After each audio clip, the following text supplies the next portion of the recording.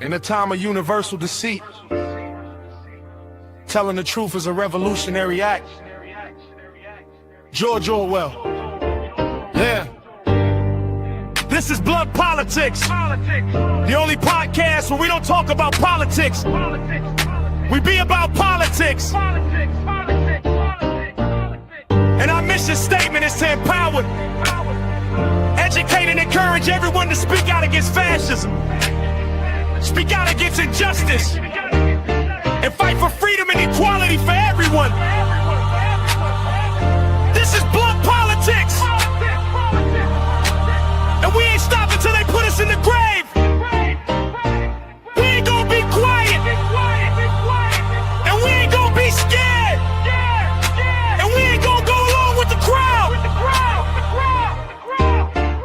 This is Blood Politics. And it ain't about left or right. It ain't about Dem or Republican. It's about right and wrong. It's about us versus them. All right, let's just get after it. What do you say? No more wasting time. No sense wasting any time. What's going on, guys? Welcome back to the show. We got a good one for you today. Seems like the disaster, the chaos is becoming more real. We have the full text of the MOA, the Memorandum of Understanding, being released, and it's not good. Okay, it is terrible to say the least, and it's terrible because it's exactly what we've been reporting on. It's exactly what was released in the text previously, what J.D. Vance says was Iranian propaganda, what Donald Trump said wasn't real, apparently is real. So we'll be going through all of the latest releases, the responses by the Iranian side, taking their victory lap, basically saying that they brought the most powerful armies to their knees. This is not somebody or a side that thinks they lost this, nor should they, based on what's being released here in the MOA. So like I said, we'll be taking a look at all of that, the Republicans' reaction, the left's reaction, what everybody's talking about, what everybody's saying, and then I want to hear what you guys think in the chat as well. We're also going to take a look at, like I said, the Trump G7 interview, a press conference, a speech, which was an absolute disaster, an unmitigated disaster. Again, no answers, all lies being told by that son of a bitch. So there's a couple clips I want to take a look at as far as that is concerned, because I think it might be his worst performance yet. I know we're likely to continue seeing his worst performance as his mental capacity degrades, as his physical capacity degrades. Piers Morgan also had a debate on his show about the deal. He was kind of pushing back on some propagandists, on some people that were, again, trying to turn this turd into some gold bar. Piers Morgan, to his credit, wasn't letting it happen. We also have that James O'Brien clip that we didn't get to this morning where he calls Trump an idiot. It was from a couple days ago prior to this deal and all of this stuff, but I think it's still relevant. I think it's still very pertinent to the situation. And then we got a professor video and a Preston Stewart video giving us some updates from Ukraine pertaining to, I believe, Crimea. And then I think the professor is giving us some updates on some recent Ukrainian strikes. So make sure you hit that like button. Please subscribe to the channel. My name is Brian. This is the Blunt Politics Podcast. You've somehow managed to find your way here, so make it worth your time. Like I said, hit that like button. What do you say we bring in the chat for a second? You guys deserve some screen time, as always, making this show run. What's going on, everybody? How are you? What's happening? Salute to everybody. Thank you so much for being here. What's up, Woke Mike? What's up, Twiggy? What's going on there? What's up, Nola? What's up, Dustin? What's going on, Sammy? How are you? Appreciate you. What's going on, West? Jupiter, Judy? What's going on down there? What's happening, Rocks? I see you. Can't hide from me. You can't hide from me. What's happening, Tef? Good to see you. What's up, Spock? BJ? What's up, Jay? How are you? Jenny Flowers? What's going on? Kyle, good to see you, my friend. What's up, Yakov? Big salute to you. Hope you're doing well. Hope you're feeling better. Hope everything is all right. What's going on, Gamer? What's up, Frank? Yeah, like I said, hit that like button on the way, and I really do appreciate you guys for taking the time out of your day, spending it here with me. What's up, 250? I see you over there on Twitch. You can't hide. What's up, Trina? Thanking everybody on Facebook, YouTube, Twitch, Instagram, Substack, the whole 9 yards. So appreciate you guys if you'd hit that like button. Let's dive into a little bit of the craziness and the nonsense, if I will. But we're going to start off exactly where we've been starting off the last few shows and where we're going to continue starting off until this thing is done. Another thank you to anybody who has put in a donation, who has made this campaign continue on its way to success here. Again, 62% of the way there. 12,893 euro raised to try to get the 3rd operational battalion artillery platoon, their vehicle, their NAFO 3.0 vehicle. Again, this is in conjunction with Help 99. Again, our fantastic mods will be periodically and sporadically putting that link in the chat. If you have a $5, a $10, or in fact, you just can share this out to your friends, family, co-workers, put it in your group chats, whatever you can do, I would really appreciate it. The sooner we can get this done, again, maybe we get the honor and the privilege of maybe handing this over, possibly handing this over in person. Again, I am wishing and hoping and praying as far as that is concerned. Nothing set in stone, but you know, if I will it into existence, maybe it'll take place, right? But yet again, best patches in the game, Skyfall, obviously the Skyfall Brigade, Summer of Drones with the Boston representation, obviously raising a toast to the Ukrainian military with the Boston skyline in the back. Kherson is Ukraine with the watermelon. Again, I think we have some of the best designs. So thank you to everybody that's participated, shared this out, continues to share this out, or continues to participate. Ultimate goal there, as you can see, is 20,000. Well, you probably can't see because my big fat head's in the way, but there you go. Ultimate goal is 20,500 euro, which is roughly $23,500. And if the conversion rate hasn't changed too much since the last time I checked. But again, I want to make sure that we're starting off every show talking about it. Obviously, the importance of that speaks for itself. So a big thank you guys for making it a possibility that, Help 99 and the 69 Sniffer Brigade kind of sees benefit in utilizing our platform, utilizing the community, and, whatever reach we may have here as a channel of less than 25,000 subscribers. So it's only with your help, the fact that you guys continue to hit that subscribe button, that we're able to continue to do these things. So a big, again, huge thank you to you guys. All right, let's dive into the obvious nonsense and bullshittery that's been taking place. I know you guys want to see this. Hold on. I know I got to put it back on the screen. My apologies. Close it out. I closed it out prematurely. All right, so yeah, obviously we're going to be talking about the full text and memorandum of understanding that has been released finally. And like I said, it's the same thing that we've been talking about on this show. Seems to be the same things that the Iranian side have been asking for, demanding, whatever you want to call it, for the entirety of this war process. This is from Axios. This is, hold on, let me see real quick, make sure I'm not, does it say who it's by? I don't think it says who it's by. I'd get a kick out of it if it was Barack Ravid. But anyway, this says full text of U.S.-Iran Memorandum of Understanding has been released. And we'll go through just a couple things because, like I said, it's pretty much what we've been telling you about. It's pretty much the exact same thing as the 13 or 14 points that we went over the other day on the show. There was a few things, a couple paragraphs, a couple stipulations added, which we'll go over.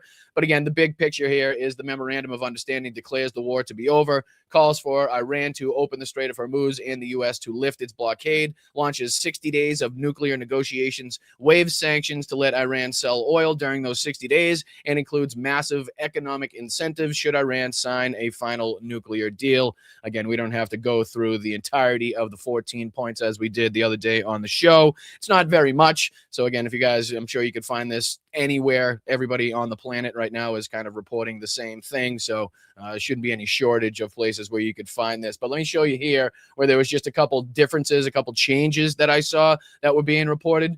This says it's exactly the same excerpt that there were, but there are a few clauses that seem to have been added and highlighted. The ones that are highlighted we'll talk about. But like everybody's saying, this is pretty much what's been released. The leaks that everybody was talking about, that was just Iranian propaganda. And J.D. Vance is going on his little tour to say, no, don't believe anything that you hear released. Well, seems to be literally verbatim, word for word, exactly what was released. So we'll just take a look at this real quick and see if we can see what's changed, anything that's kind of been more further detailed or stipulated.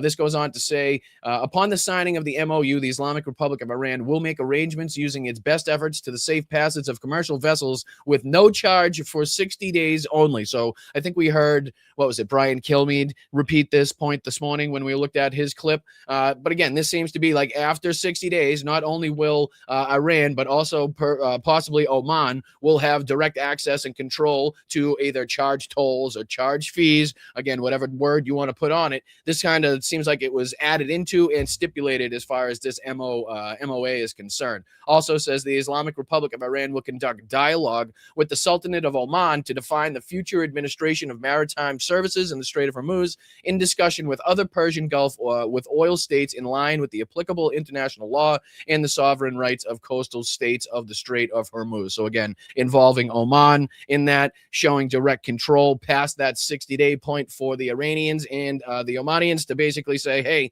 we can now have the ability to start charging tolls or fees or whatever they intend to do. Another point is here down on the bottom, says all required licenses, waivers, and permissions needed for the relevant financial transactions will be granted by the United States of America. So you've heard time and time again, Donald Trump say that nothing's going to be handed over, but all of this is with the permission and the signing of the president of the United States regardless. And at the end of the day, Iran's getting a shitload of money. Typically, we can look at in a little bit the terms of the German unconditional surrender, the Japanese unconditional surrender of World War II. And I can assure you there wasn't in there stipulating that if you did this, or this would give you billions and billions of dollars, right? I know the situations it's not apples to apples by any stretch of the imagination. But, when you're asking for or demanding for the unconditional surrender of a military, of a country, you don't typically come out with a memorandum of understanding that gives them everything that they were asking for, right? That makes them stronger on the international stage than they were previously. That doesn't eliminate their military. That doesn't eliminate their missile capacity, drone capacity, anything like that. Like, it's just not typically what you'd see there. And there was another one that details this a little further. Yeah. And number 7, this says the Islamic Republic of Iran and the United States of America acknowledge the critical importance of the sanctions termination. So terminating the sanctions issued above mentioned and expressed their intentions to immediately address these issues in the negotiations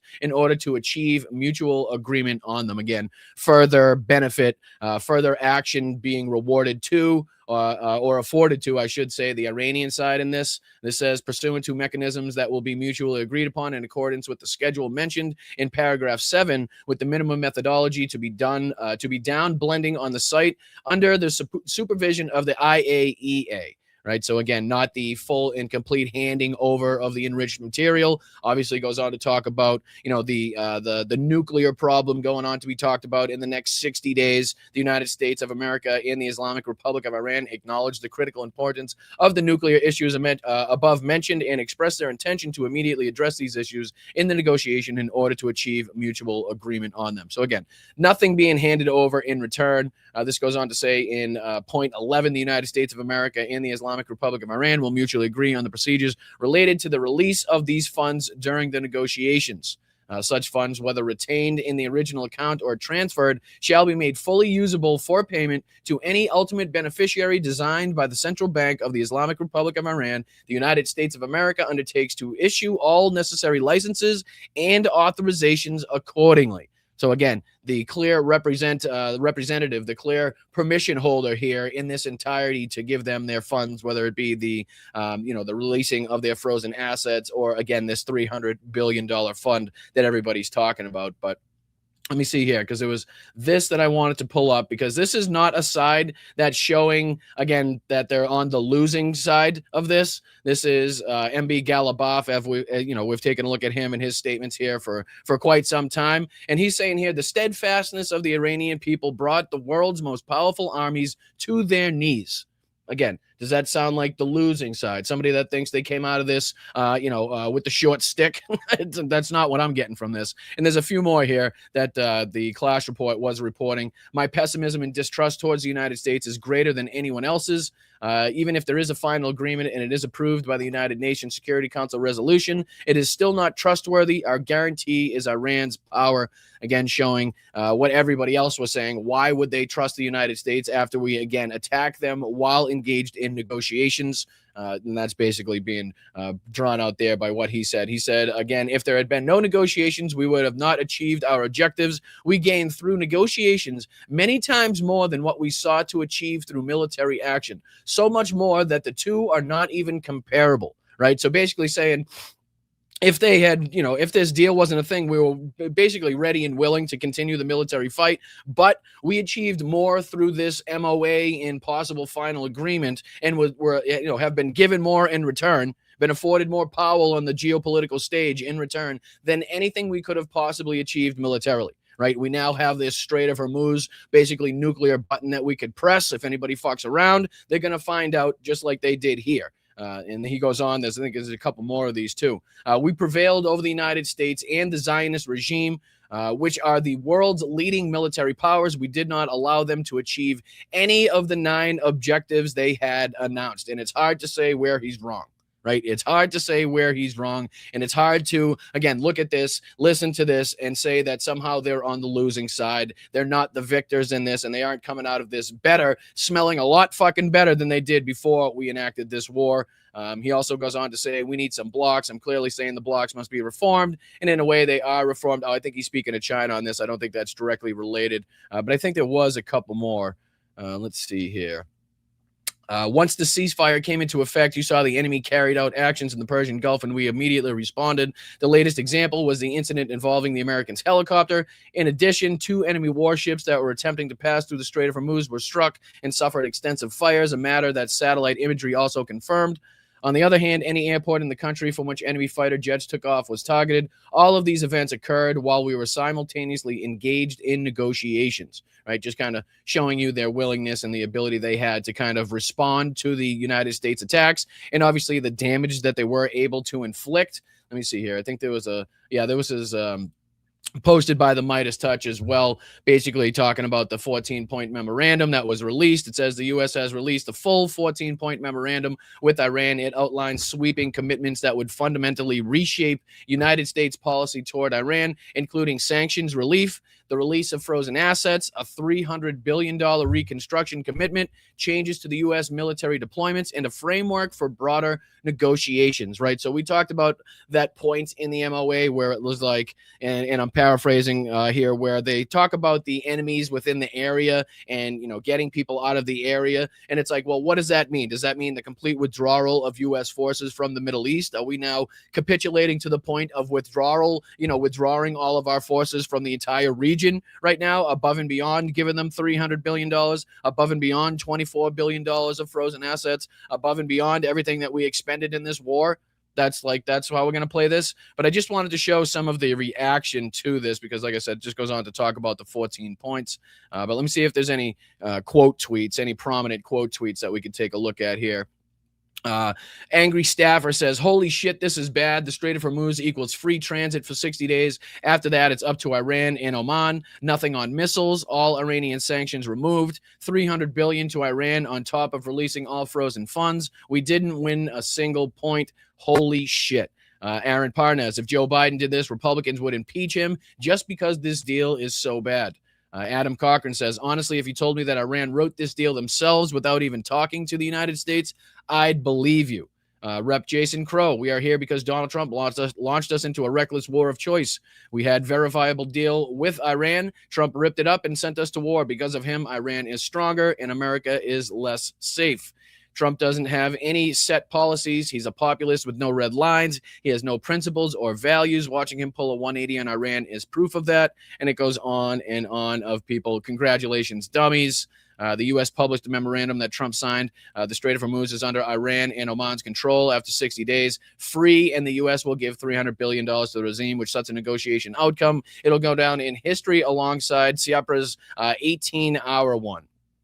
So, like I said, you can go down the list here, and I have a few more pulled up from from more prominent right-wing people as well. Camille McKenzie says, tragic. This administration is unfit to lead this country, and this entire Iran saga has been a debacle at every point. There's no one that comes out of this looking good. Wendy Patterson says, what did we get for this? A pinky promise. What did the fat rich cats get? Access to build in Iran. It outlines sweeping commitments that would fundamentally reshape U.S. policy towards Iran, including sanctions relief, as it's stated in the Midas Touch post. No universal health care, no veterans' mental health care, no food for the poor, no helping kids' cancer research, just more of America last and Donald Trump fucking us over. Jesus, MAGA, you all deserve to rot.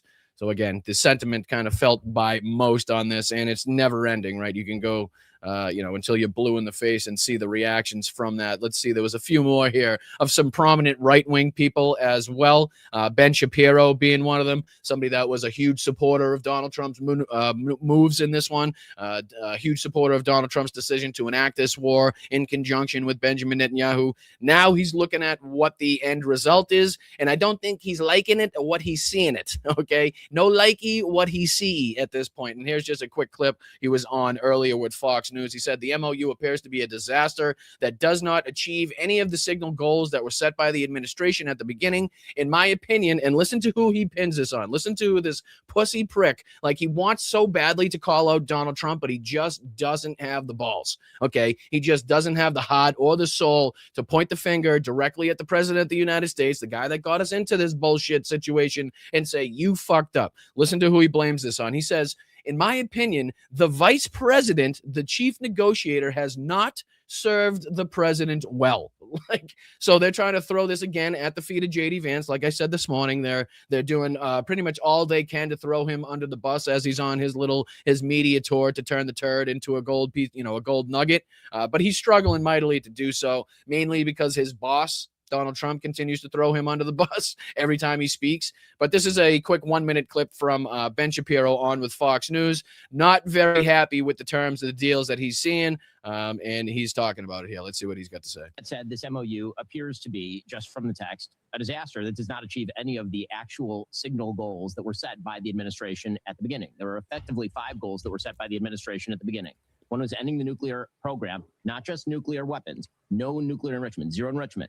That is not in the deal. Ballistic missiles ended. That is not in the deal. And the president today suggested that ballistic missiles should actually continue to be held by the Iranians because the Saudis, our allies, also hold. Yeah, I love that. I don't know if it's in this section that I have, but there's one clip that I have pulled up. I believe it is, forget now. I don't know if it's Jesse Waters or Mike Johnson, one of these idiots that are basically talking about how important it is to not allow the Iranians to have their missile stockpiles as well.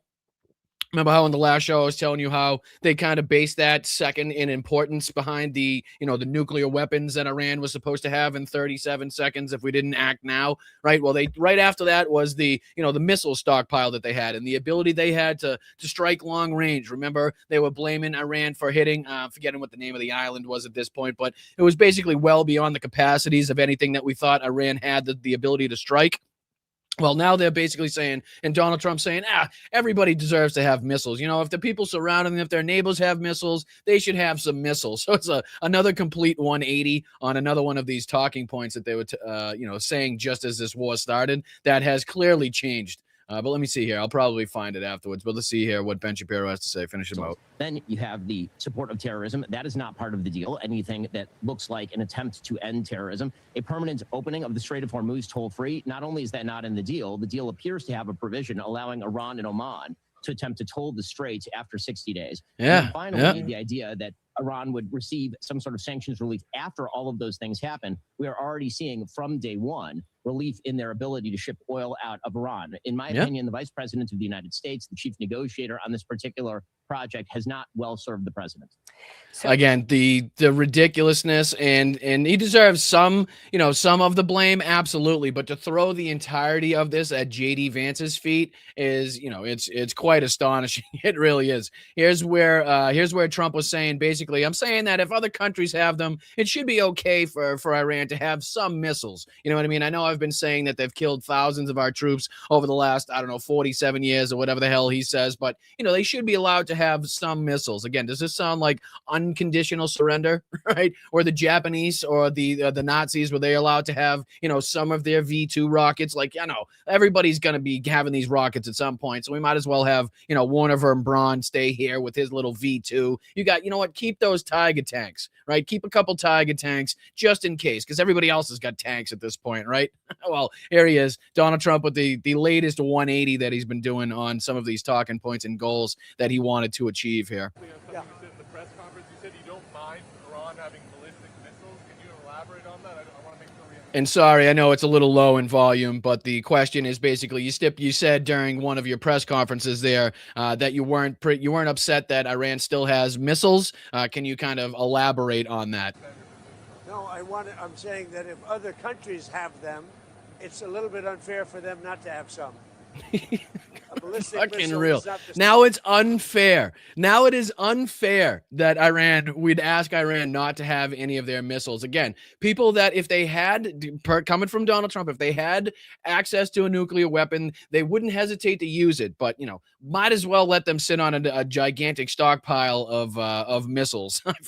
Again, I found that to be one of the more prominent 180s that Donald Trump has done. And then there's other people like Bill Cassidy from Louisiana, Republican senator from Louisiana. He tweeted this. He said, Reagan is rolling over in his grave. Iran's nuclear ambitions were not curbed, and they have learned that threatening the Strait of Hormuz works and will undoubtedly leverage it in the future. Now Iran gets to build brand new infrastructure under this deal. Before the war, the Strait was open. Iran was being crushed by sanctions, and 13 service members were still alive. Now 13 Americans are dead. Families have paid billions at the pump. Sanctions will be lifted, and the bombing has stopped.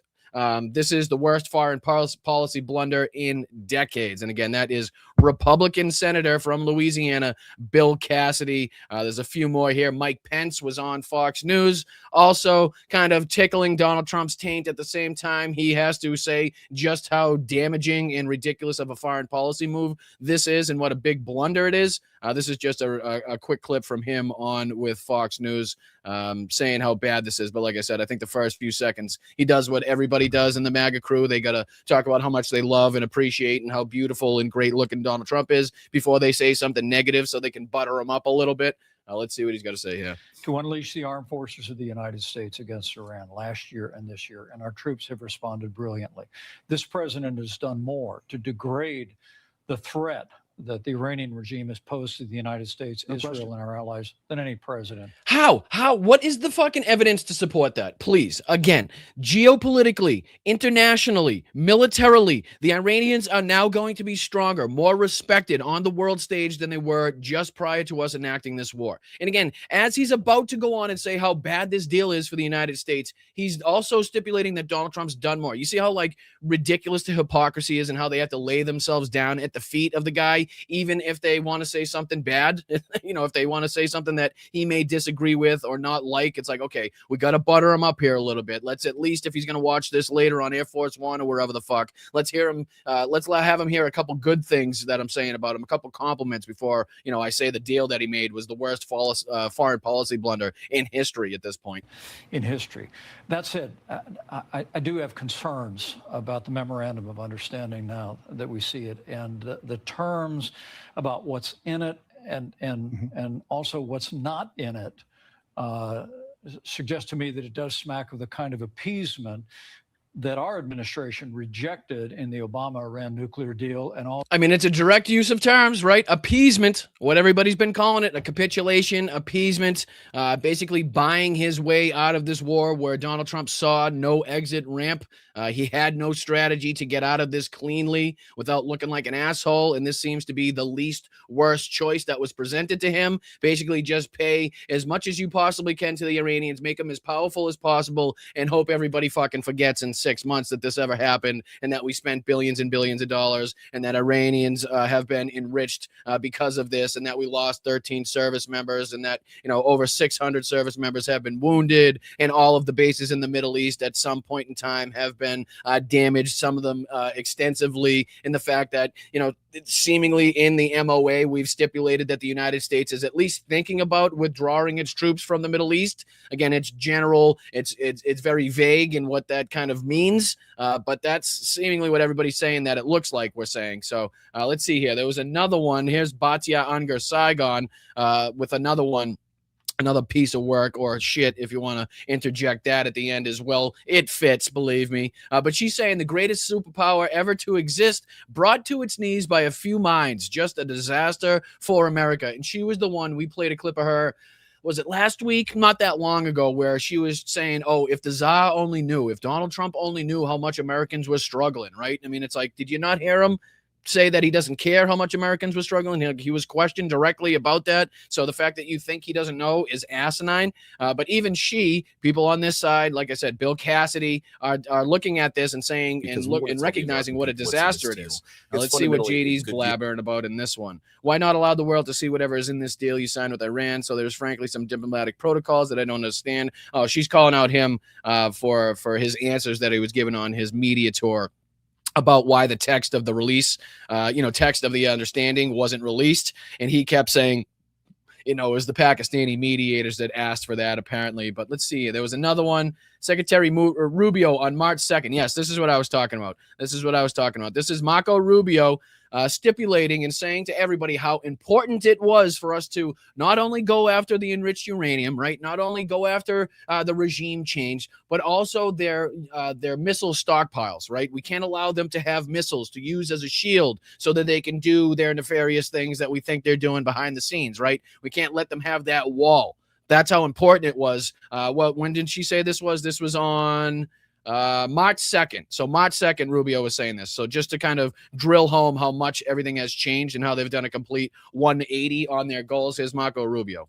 The purpose of this is to destroy that missile capability. Why does Iran want that ballistic missile capability? So again, I know the volume is low. My apologies. I think it's even worse now because it's a recording of a recording. But, I'll play it again and I'll just repeat what he's saying real quick. The purpose of this is to destroy that missile capability.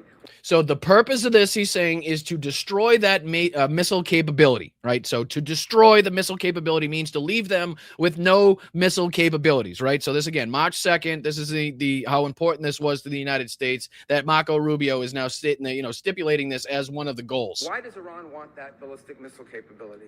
What they are trying to do and have been trying to do for a very long time is build a conventional weapons capability as a shield.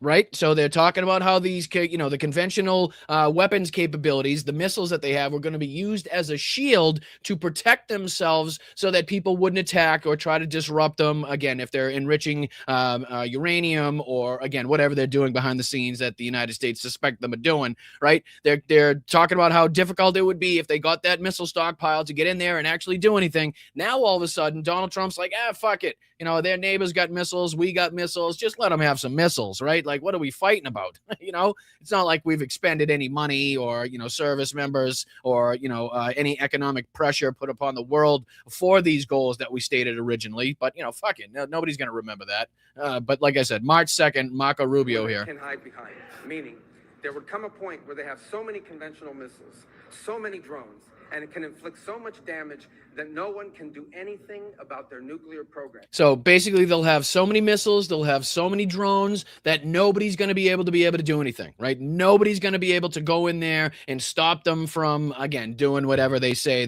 they're nefariously doing behind the scenes. So that was March 2nd, Marco Rubio talking about how important it was. And now all of a sudden, it's like, not only should they have missiles, but fucking let's give them $300 billion so they can, revamp that, those missile capabilities. So they could work on having new technology. So they could do, I don't know, whatever they want, apparently, with that $300 billion. But, if we suspect that they would get a nuclear weapon and launch it if they had access to one, why are we thinking that they're going to be trustworthy with the $300 billion? You know what I mean? Just absolutely makes no sense if you're taking what this administration has told you into account. But there's a few more. Let me see. There was another one here, I think, from this as well.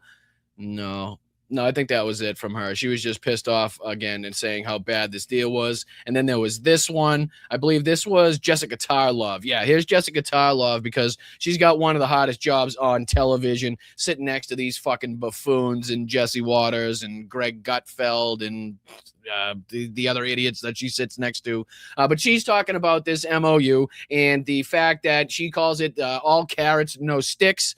So let's see if we can pull up this clip. This is about 2 minutes long of Jessica Tarlov, telling everybody just how disastrous this is. She's bringing up other Republicans and their sentiment and their statements. I believe she references Ben Shapiro's statements and appearance on with Fox News as well. But like I said, Jessica Tarlov, look at this fucking dumb asshole. Look at the smug fucking smirk on this guy's face.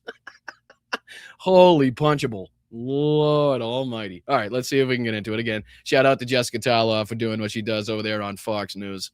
calling me Tehran Tarlov for talking about what was in this MOU that actually is exactly what was in this MOU.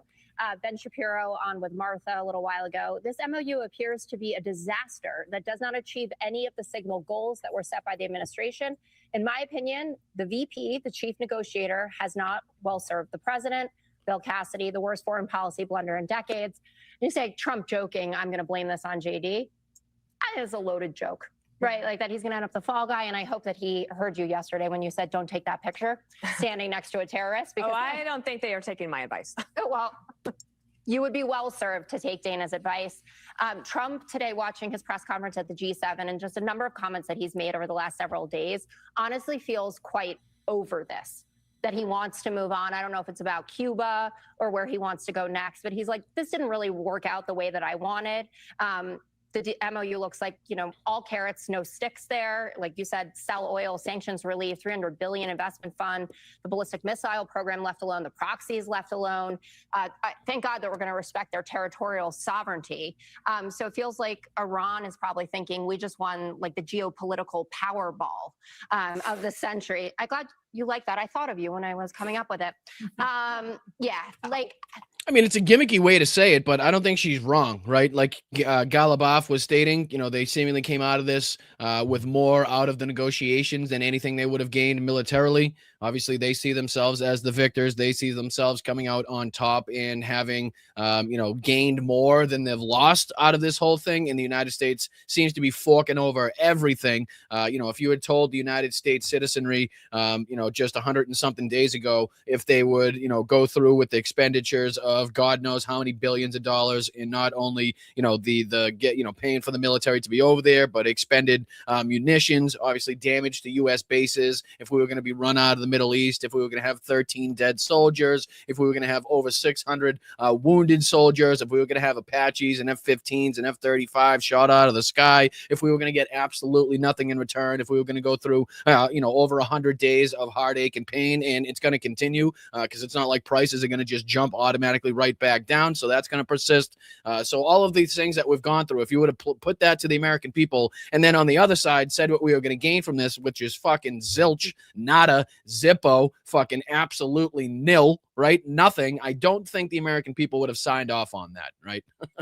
What? It's great. You win a lot of money. The country got destroyed. They didn't, obviously, though, Greg. I mean, if you engage with, I know you don't like the details, but if you engage with the MOU and you listen to people who supported Trump wholeheartedly in this, who thought that this was great, that this is exactly what we needed because they had. I don't listen to them.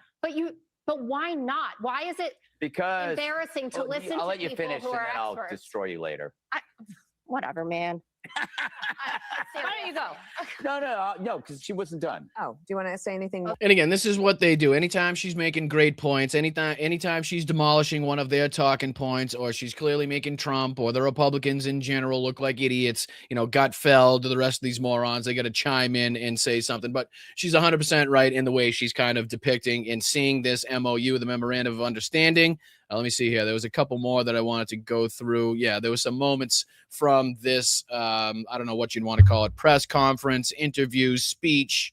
Ridiculousness is more like it. Embarrassment is more like it. As Patrick Skinner says, even with the bronzer plaster on his face, the president looks exceedingly unwell. Right. And again, it's even like he's like morphing. There's a couple pictures of his hands at this point, too. You can clearly see what's going on. I think there was another one more recently.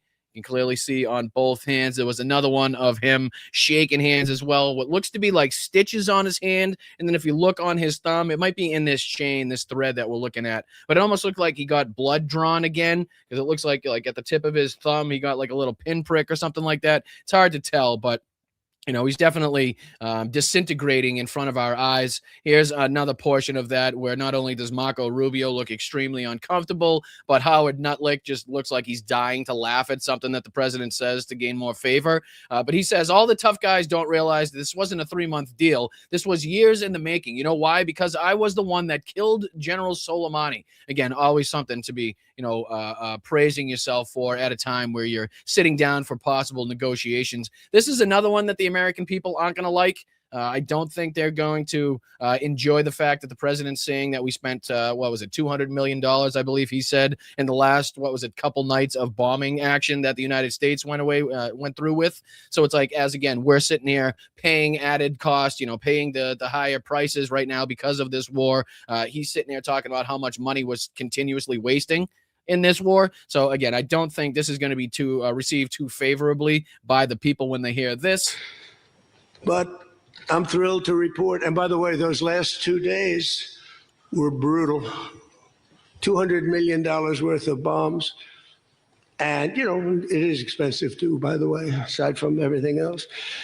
And they knew I was coming for a third night. We informed them we're coming for a third night. They didn't have their Navy, it's sunk. They didn't have their Air Force, it's gone, not one plane. They didn't. And again, ridiculous shit to sit here and consistently come out with the lies that he's killed their military. They've, eradicated the military when just days ago we were reporting on an Apache being fucking hit. Like, come on.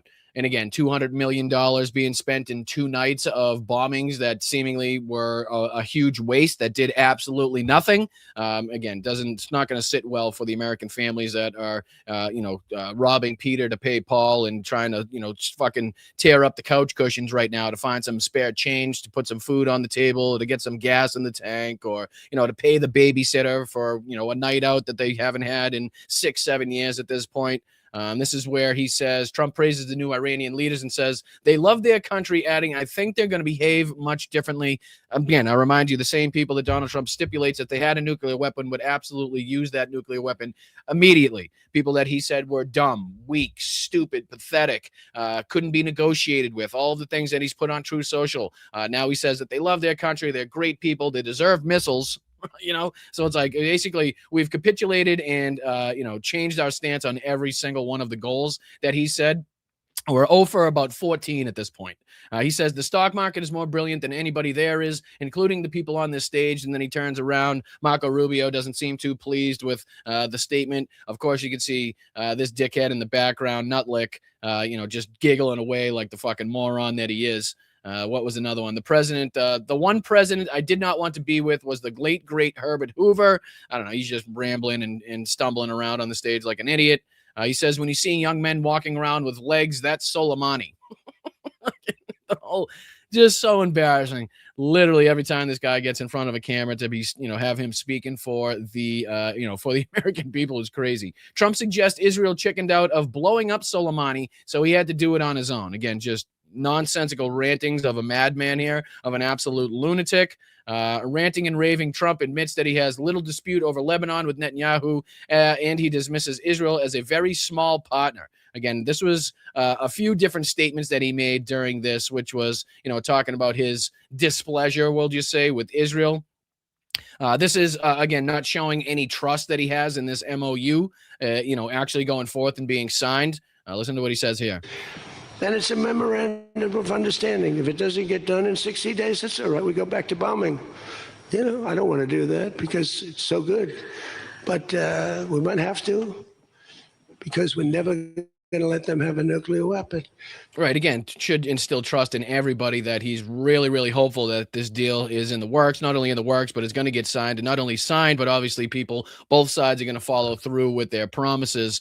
They're again threatening to go back in with the bombing. He says if somebody walks in and he's got a badge with them and like a name on it, Mohammed something, which is about a 50-50 guess, Mohammed something, just again, the ramblings of a lunatic.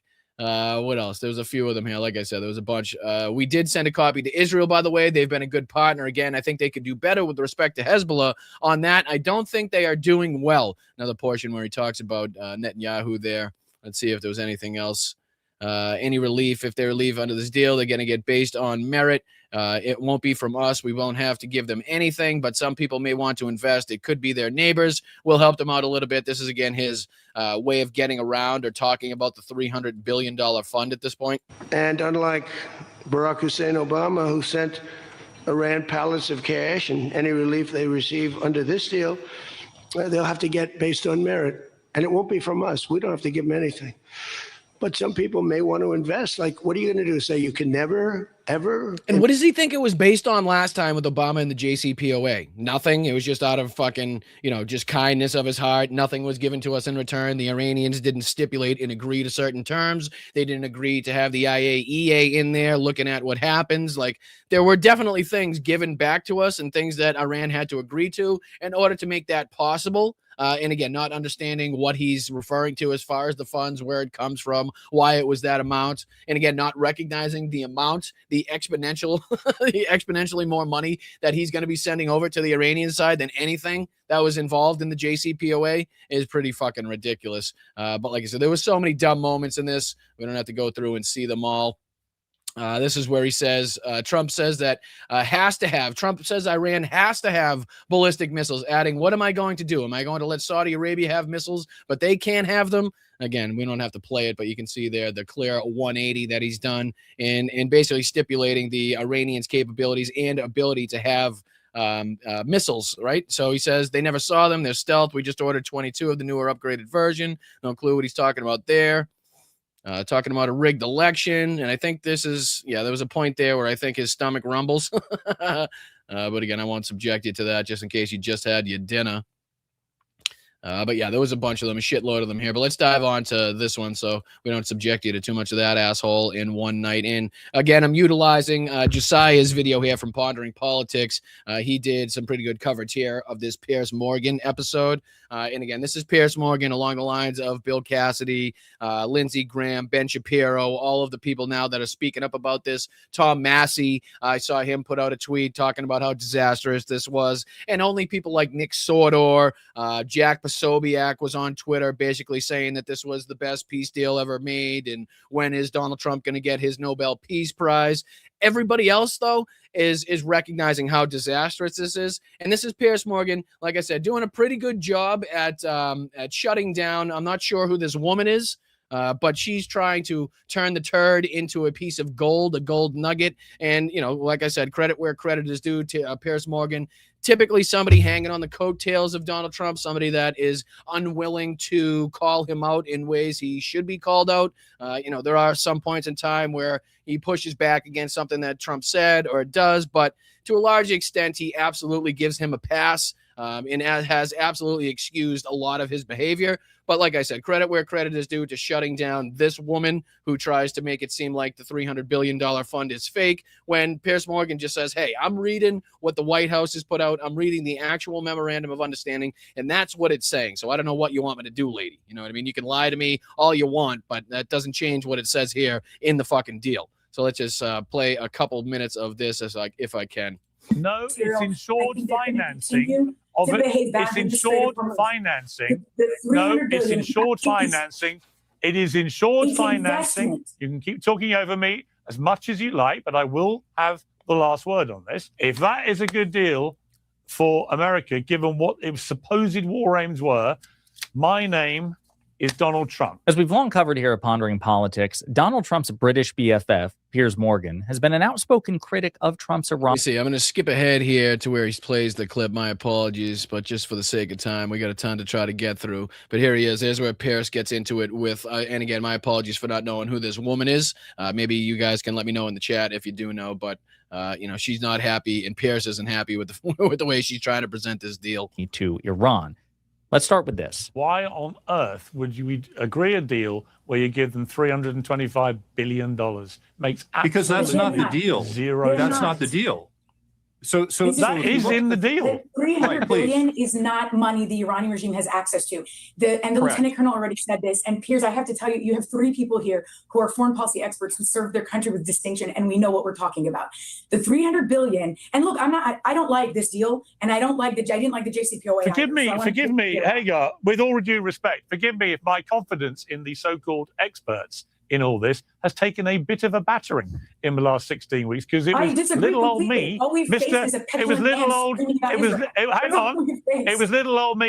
little old civilian non-expert Piers who called all this from day one. And very sadly, everything I warned has happened. So woe be it for me to challenge your expertise, but it seems like my amateurish view turned out to be sadly the correct one. I wish Donald Trump had listened to me and not the experts. He's taking off the gloves here, right? And that was it. Listen, fair enough. I think as a general heuristic, you should defer to experts. It doesn't mean that the experts are always right. It's not 100%, but kind of like generally speaking, you would defer to your doctor on brain surgery, even though doctors can and do make mistakes. They're probably better at it than, let's say, a car mechanic, and vice versa. A car mechanic's probably better at car repair than a brain surgeon is.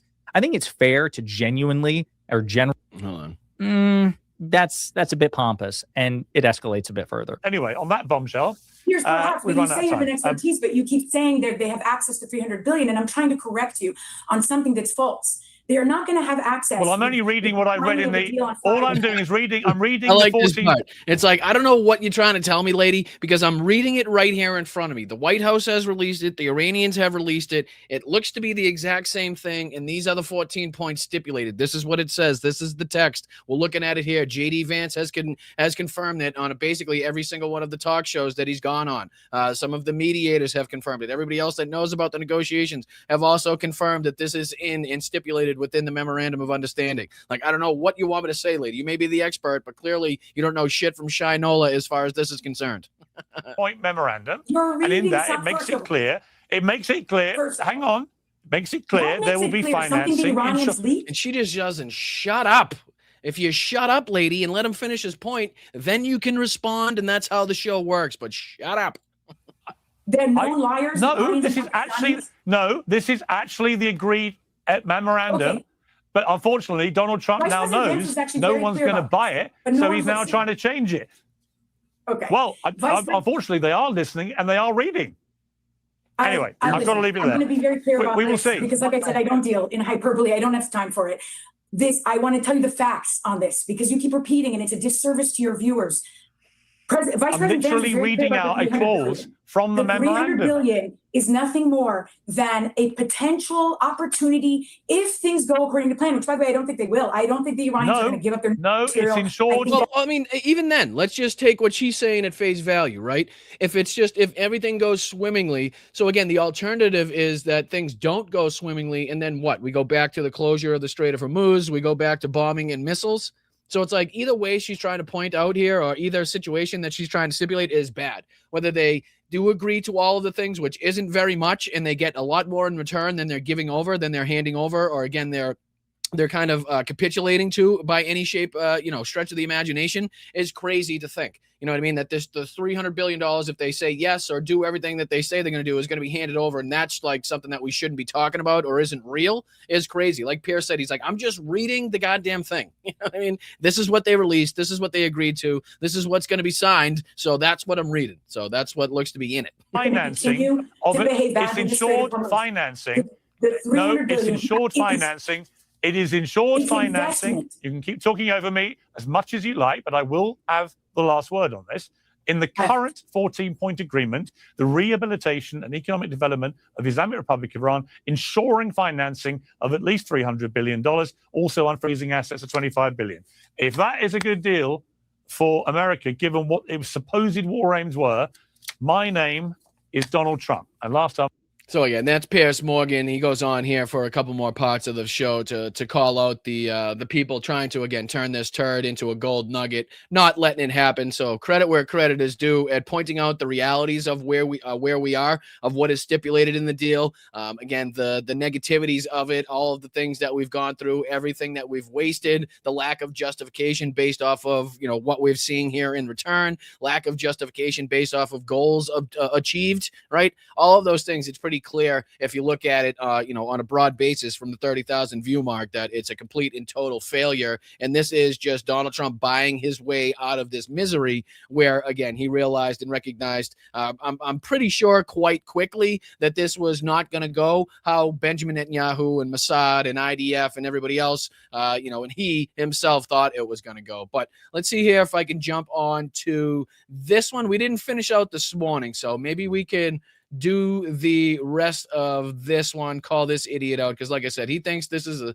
a slam dunk, and it's just not. It's just absolutely not a slam dunk. We only got through about 42 seconds of it, earlier on in the show. So let me throw this on the screen real quick, and we'll just start calling this idiot out once again. And then after this, we have some updates from James O'Brien, again, calling Trump a deranged, lying idiot, which was a few days ago, but still I think is pretty relevant. And then, like I said, we got some Professor Explains about Ukraine and some updates from Preston Stewart, I think pertaining to Crimea and how that's starting to look really, really bad for the Russians. But all right, let's see if we can jump into just the final half or a little bit more of this idiot thinking that he's getting one over on liberals or progressives or lefties in general, and he's just not. We left this off basically where he's calling Trump a winner, and the first thing that Rob Finnerty had to stipulate, or is stipulating here, to call Donald Trump a winner is his 2 impeachments in his first term, right? Probably not a good sign if that's like the first thing on your list to say somebody's a winner is the first 2 impeachments in his first term because of the ridiculousness and the shit that he was putting our country through, right? But let's see here. We'll just call out a couple more minutes of this, and then we'll go on to some Ukraine coverage. If I could hit that like button. My name's Brian. This is the Blunt Politics Podcast. I really do appreciate you for joining me. And even if you just stumbled upon this show and you joined us for a little bit, make sure you hit that like button, subscribe to the channel. And this is, again, Rob Finnerty on Newsmax calling what he's calling liberals losers and trying to stipulate how awesome and how much of a winner Donald Trump is in comparison. First term. Then came the 2020 election and Joe Biden in January 6th and the indictments. Wait a minute. Wait a fucking goddamn minute. So the 2 impeachments were first. The next thing that he brings up is the 2020 election. And again, this is to make us believe that Donald Trump is a winner. Right? Like, you seem to be just listing all of the things that he's lost. I'm sorry. All of the times that he's gotten his ass kicked, and you could probably add in this Iran war on that list right now, but you don't seem to be doing Donald Trump any favors and trying to get him across or portray him as a winner. He fucking crazy to me that the third thing that he lists is the 2020 election where he got his ass kicked. And the charges and the trials and the mugshot, and throughout all of it, he never stopped fighting. There's something attractive about that, especially if you're. Did he just call that attractive? Happy Pride Month, Rob. Happy Pride Month, right? Big tent here, very welcoming. So again, if you're looking to tell us something, then we'll be right here, willing to to egg you on, apparently. But I don't know why you would just say you called it. Hold on, let him say that one more time. All of it, he never stopped fighting. There's something attractive about that, especially if you're. Yeah, something attractive to Rob Finnerty about the way that Donald Trump fights. Maybe it's the fact that he called for his shoes. You know what I mean? Where's my shoes? Maybe it's his fat tubble-odd stomach that he has, or his man boobs, right? Maybe it's his cankles or his swollen fucking hands or that rash on his neck. Maybe that's what really does it for Rob there. In American.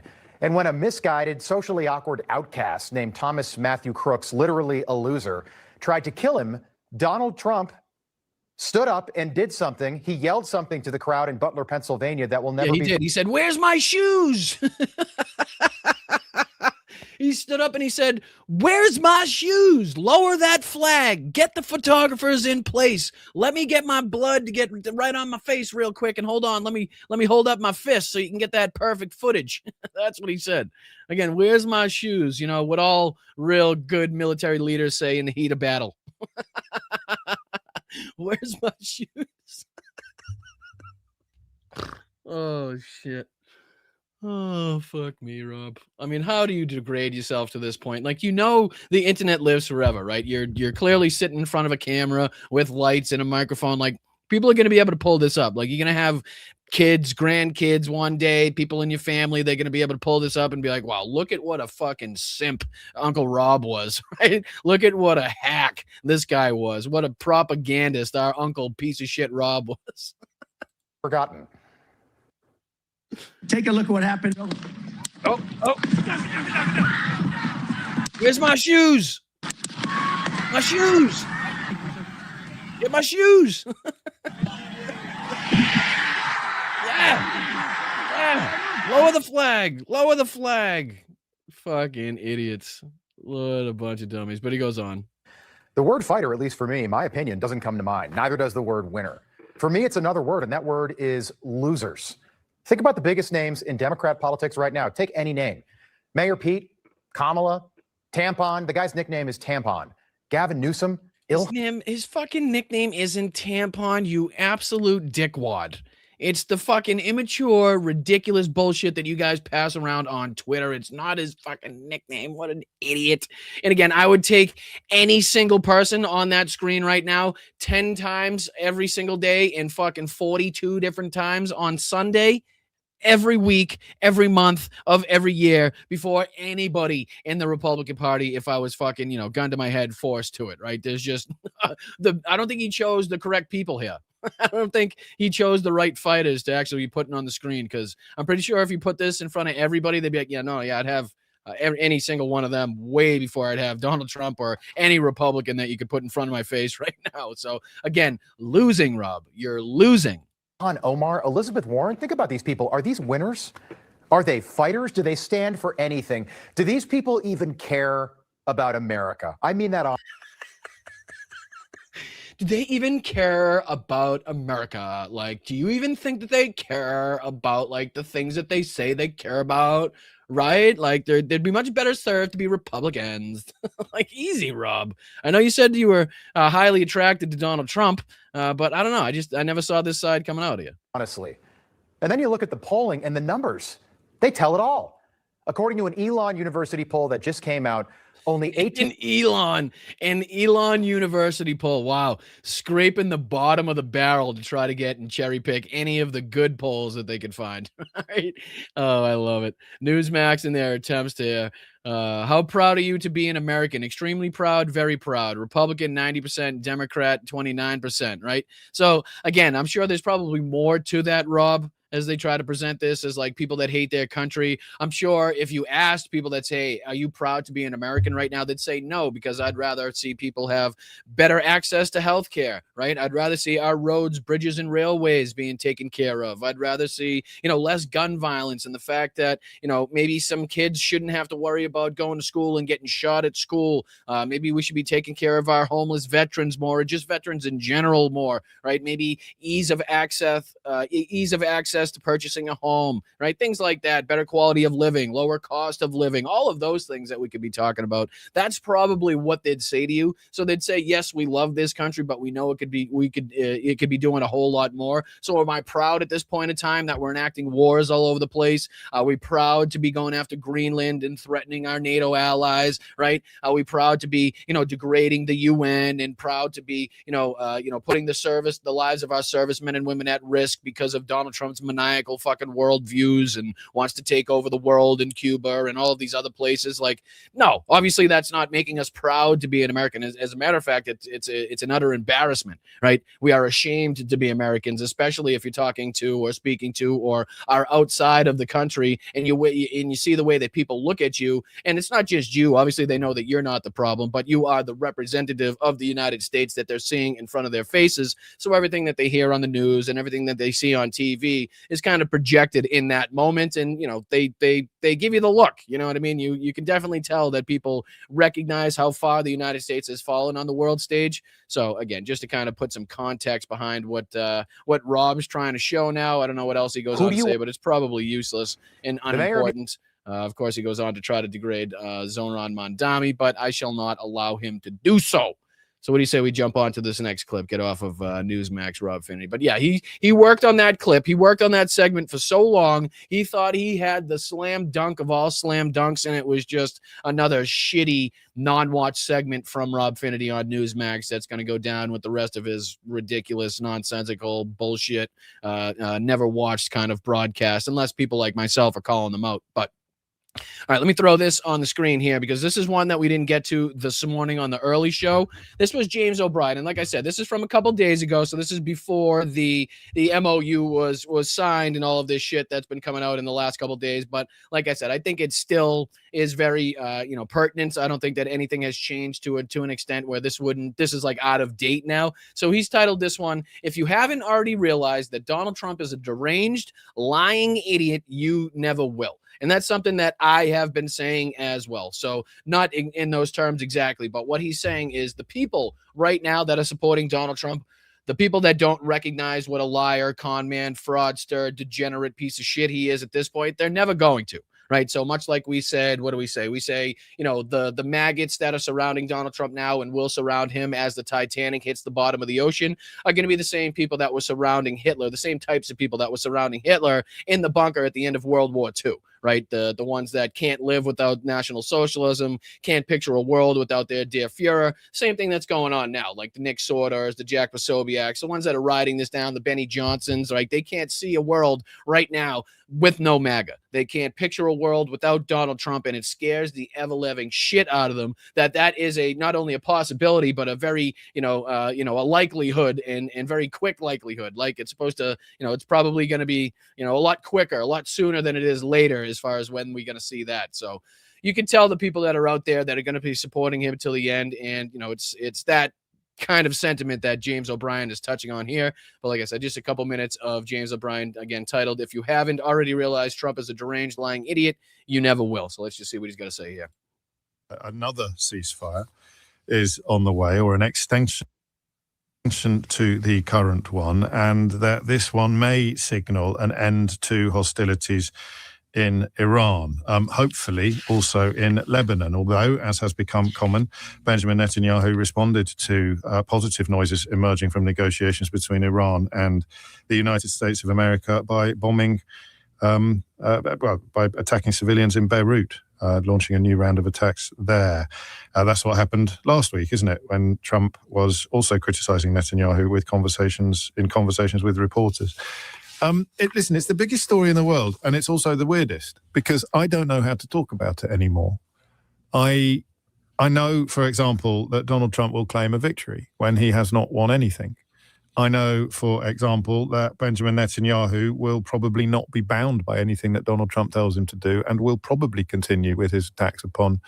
And again, I'm not saying he's Nostradamus, and a lot of these things are pretty clear to see, but just those 2 points, right? So what did he say? Donald Trump's going to come out, and he's definitely going to say that this was an overwhelming victory achieved by the United States. It was the best peace deal ever made, and he deserves the Nobel Peace Prize. Exactly what we've seen, right? So this is, like I told you, 2 days old. This video is 2 days old, so this is before the recent mumbo-jumbo of the text actually being released and Donald Trump signing it and all the recent rhetoric surrounding that. So he's right on that point. Donald Trump absolutely did come out and say that this was a victory, and he's trying to say that this is a victory. And what was the second point that he made? Because he's right on that as well. Let me go back just a second. I know, for example, that Donald Trump will claim... Benjamin Netanyahu. The second one that he made was Israel. Second, so what did we play earlier this morning from the defense minister, Ben-Gvir, basically stating that they had to operate as an independent state, and that they needed to go in and to continue to destroy southern Lebanon. They needed to destroy homes. They needed to, deny the people access to their homes. They needed to make sure that the people couldn't get back in to southern Lebanon. So again, all things that I would assume, per what the Iranians have been stipulating and saying the whole time, would go into throw a wrench into the deal, into the peace works of whatever the MOU is stipulating. So those 2 points that he made 2 days ago seem to already be coming to fruition. They already seem to be happening the way that he called them, predicted it to happen. Victory when he has not won anything. I know, for example, that Benjamin Netanyahu will probably not be bound by anything that Donald Trump tells him to do, and will probably continue with his attacks upon Lebanon, there being not a great deal left in Gaza for him to continue to attack there. I know that the deal, whatever it may be, will involve billions of dollars being released to Iran, and promises to cease any attempts to develop a nuclear weapon, which is exactly what Barack Obama secured and Donald Trump set fire to. I know that the Strait of Hormuz is going to continue to impact upon the global economy, most obviously, but by no means exclusively, through oil prices for months after the passages reopened. I know that it was only closed because of Trump and Netanyahu's attack. So they will be celebrating a return to roughly where we were 3.5 months ago, before he started a war that was supposed to take merely a couple of weeks. It's almost 4 months. Let's say 4 months ago. How do you acknowledge or recognize all of those moving parts? It will be, at the very, very best, it will be what was in place 4 months ago, with obviously thousands of deaths having been having occurred in the interim. And we can't even stipulate that much. It's not even going to be where we were months ago. It's not, because the Iranians are going to be afforded more power, more money, more opportunity than they were just a few months ago, right? Gas prices, prices of everything, unlikely to go down to the exact points that they were just before this war, right? Once these CEOs and corporations get a taste of the profits that they could have with these, with these prices, with the price hikes that we've seen, it's going to be very difficult for them to, get it across to their shareholders that they have to lower these prices once again and see their profits drop off. God fucking forbid, the American people get back to a point where they can afford some of these goods for their, their daily lives, and these shareholders don't come out on top with, again, their fucking 12th yacht, right? So, he's right in exactly what he's saying as far as that's concerned as well. People having been killed. Israeli strikes in Lebanon believed to have killed more than 3,700 people, including 240 children. About 1 million people have been displaced. We know that in Iran, 100 schoolgirls were killed by the U.S. strike on the very first day of the war. All of these poor souls have perished. All of these people have died, American troops, Israeli troops. And the best case scenario is that things will revert to exactly where they were 4 months ago, which was a status quo not as good, not as safe, not as beneficial to the world as the one that was secured by Barack Obama during his administration. And that is why it defies analysis. The people in this country that cheerlead for Donald Trump will just go quiet for a while. Dick Littlejohn in the Daily Mail probably start writing about old episodes of The Bill. No, sorry, he's already done that. He'll probably start writing about old episodes of Crackerjack in this week's column. That would be great. Oh, those were the days. Crackerjacks, Friday, hey, pencil and pen or something, a Crackerjack pencil. So because they can't ever, as with Brexit, which we'll also be talking about this week, these people are absolutely incapable of putting their hands up and saying, I'm an idiot. I got absolutely everything wrong. I was, probably in the case of Trump and Brexit, so completely seduced by the racism that I absolutely lost sight of the ball. So you're not going to have anything to push against when it comes to analysis. You're not even going to be able to do what I like doing on a daily basis and saying, let me show you why they're wrong. And then I run through it, not an opinion, just counting. And at the end of that process, you can say, oh, God, yeah, they are wrong. Or you can say, I don't care that they're wrong. I still really love the racism.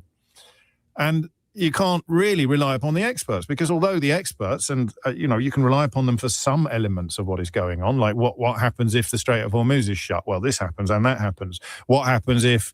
but that's pretty much it, actually. What happens when the Strait of Hormuz reopens? Well, this happens and that happens, but it will not return to normal. Things won't improve, or at least the choke effect, the impact will continue for months afterwards. Iranian state media currently claiming that the deal will force Israel to withdraw from Lebanon. Does Donald Trump have the capability, the wherewithal, to tell Benjamin Netanyahu to withdraw completely from Lebanon? If he doesn't, what happens next? You don't know any of these things. And it's about $25 billion, the expected release of Iranian assets, as well as sanctions relief. So Iran arguably comes out of it better than it went into it, while Donald Trump, well, not even arguably, Iran, despite the loss of human life, which the regime in Iran doesn't seem to care about particularly, I'm talking about the loss of Iranian life, they're going to be coming out of it better than they went into it. So how do you have a phone-in about this kind of thing?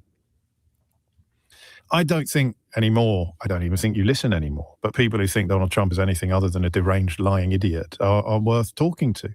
That was one of the ideas I had. And that's what we're saying over here. Like, the people that are following the Titanic down to the bottom of the sea, they're not worth being reached anymore, which is exactly what he's saying. The people that don't recognize to this point that Donald Trump is just a deranged, lying, con man, fraudster, moron are, what's the point to even have a phone in with them at this point? What's the point to even have a conversation or a debate where they're clearly not willing to recognize reality? We're clearly not living on the same planet by any stretch of the imagination. They're going to continue to believing whatever racist, bigoted, homophobic beliefs are brought to their doorstep. And obviously we're going to sit here continuing to call out reality and what's in front of our faces and what's happening, with our, that we can see with our own eyes and hear with our own ears. And that's exactly what we continue to do. But beyond that, let's jump into a little bit of the Ukraine coverage that I didn't get to this morning. This is from the professor. He's stipulating here a lot of really good news for Ukraine today. So if we could take a look at some of, I think he's kind of talking about some overnight strikes.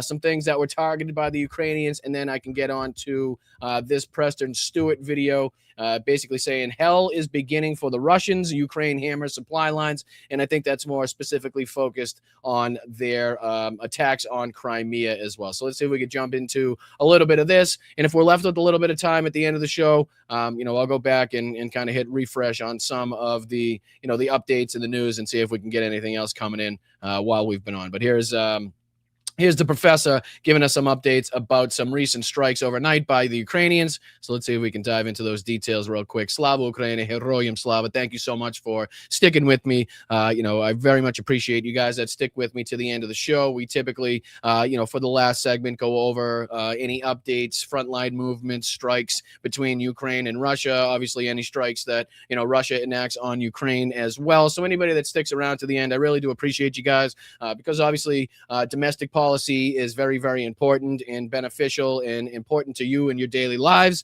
But I also think it's very important to stay up to date and up to speed with these other very important issues that are taking place throughout the world. So once again, thank you guys for sticking around to the end. This is the professor, and this is titled "A Lot of Really Good News for Ukraine Today." So let's see what we missed.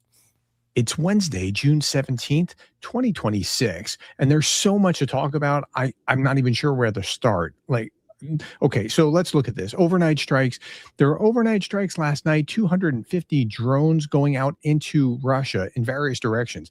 Now, you'll see there's a little bit going up this way toward Moscow, right? There's Moscow, but there's a lot. Yeah, look at the heavy focus down there on Crimea, down there in the southern portion that you can see. So you can definitely tell that they want to continue knocking on the door of Russian territory. They want to continue knocking on the door of Moscow and letting the people of Russia know not only do they have the ability to strike these targets, but Russia doesn't have the ability to stop these drones and missiles from hitting those targets. But again, look at the substantial amount of strikes that were going from Ukraine down into Crimea as well. So obviously you can see, what the heavy focus of the Ukrainians have been for quite some time now. Down here, and that we don't even know about what was struck. I don't have the information here about what was struck, but we do have all kinds of things going on. So, for example, a Russian Ka-52 helicopter chases a Ukrainian drone that is likely headed toward Moscow. Moscow mayor says that the drone attack on Russia's capital is in progress, but it didn't seem like a lot of drones, and I don't have more information than this. So that's all I can tell you at that point. Ukraine struck the sanctioned Shadow Fleet tanker Fina A in the Black Sea and hit a Russian logistics infrastructure supporting operations. Well, it seems like it would be one of those strikes going down south. Ukrainian struck sanctions a Shadow tank fleeter in the Black Sea and hit Russian logistics infrastructure supporting operations in southern Ukraine. The strikes targeted bridges in Kherson, command posts near Velgika, Novosilka, and the multiple UAV control centers across occupied territory and Kursk, right? So at least those first things that they were stipulating might be at least some of those southern strikes. In southern Ukraine.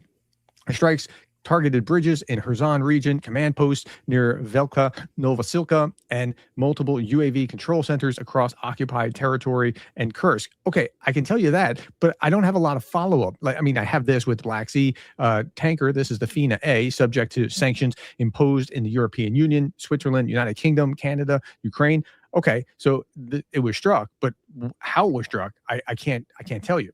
Okay, Russia installed authorities in Crimea have imposed nighttime ban on motorcycles, scooters, quad bikes, saying the engine. And this has been a huge, thing that's being reported on right now. Not only the fuel crisis in the occupied territories and also obviously in Crimea, but also that flooding and kind of seeping into Russian territory as well. This is talking about how they've now imposed a nighttime ban on motorcycles, scooters, and quad bikes, saying their engine noise can be confused with drone attacks and interfere with air defense work. Also, probably cutting down on some gas usage to a certain extent, but it might be, I don't know if the Russians were able to crack down on Telegram or, in the area of these strikes, people aren't utilizing Telegram to a certain extent. But, like you heard him say, typically has a little bit more footage coming from, especially with the amount of strikes that we saw into southern Ukraine, into Crimea.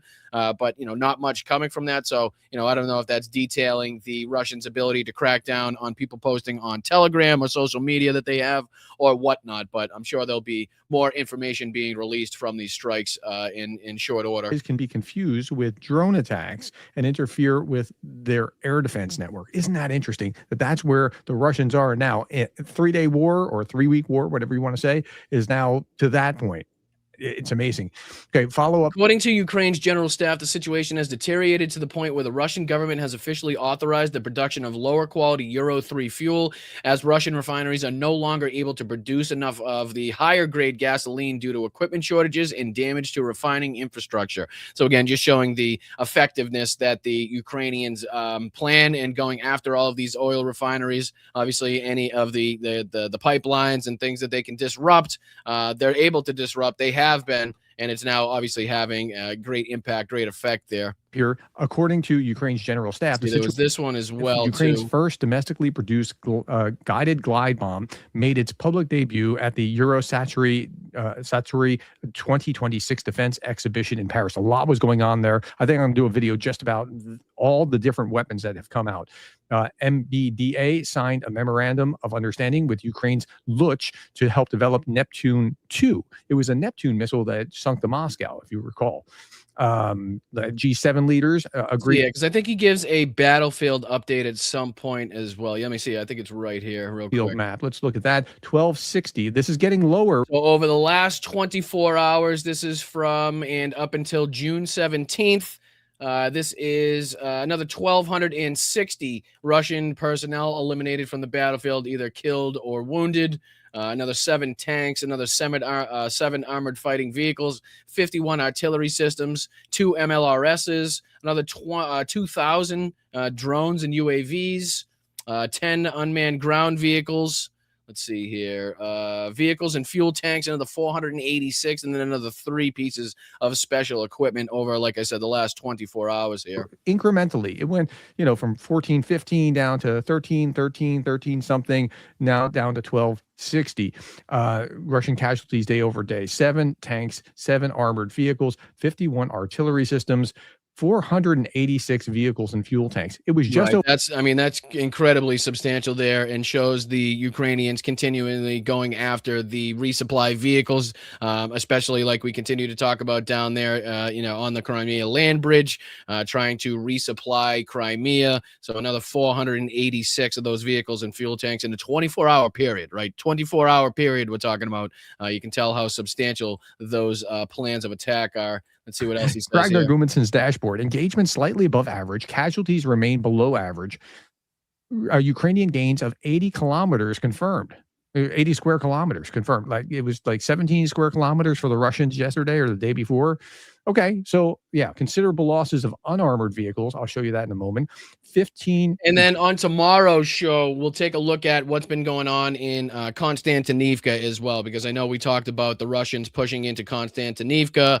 I know they've been trying to, again, utilize their little flag waving ceremony, sending 2-3 Russian troops into the city center with a drone following them so they can, unfurl a Russian flag so they can get a clear picture from the Russian drone that's following them, so they can claim to have, taken over the entirety of the city and say, look, the Russians, the Russian military has gained this much territory. Meanwhile, as soon as the drone goes home, they end up getting shot by the Ukrainians. The Ukrainians end up taking that flag, and then, obviously the Russians are still at where they're at, and not in that city center like they, try to have everybody believe. But all right, let's see if there's anything else in here. And then, like I said, we'll get into the Preston Stewart video talking about how it has become real hell for any of the Russians, again, driving these resupply vehicles, considering the consistent hammering they're taking from the Ukrainians. So just a couple more minutes of this, and then we'll dive on. I appreciate you guys. Ukrainian strikes reported, 250 drones launched into Russia, and we don't even know what most of those are yet. Just because of the timing of the day or how the news trickles out.